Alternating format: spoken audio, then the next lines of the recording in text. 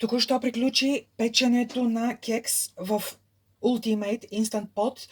За първи път, откакто го имам от 2-3 седмици, пробвам да го изпека на 150 градуса за 50 минути, ако не се лъжа. Отварям и стискам палци.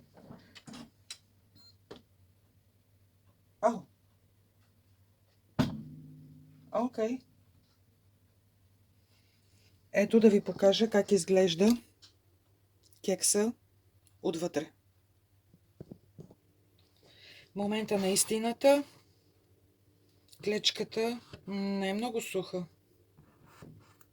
Не е много суха.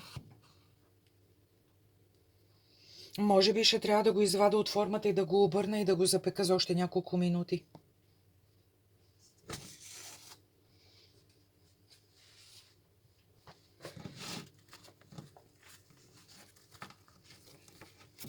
Ето го кекса, да. Ще трябва да го обърнем.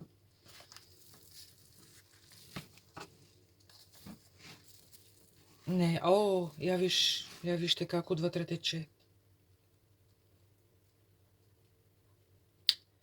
Окей, ще се връщаме обратно в кошницата и ще се допичаме.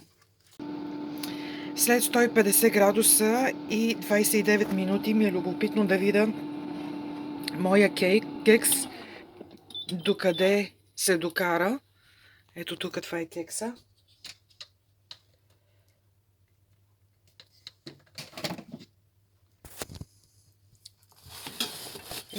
Не е точно това, което очаквах.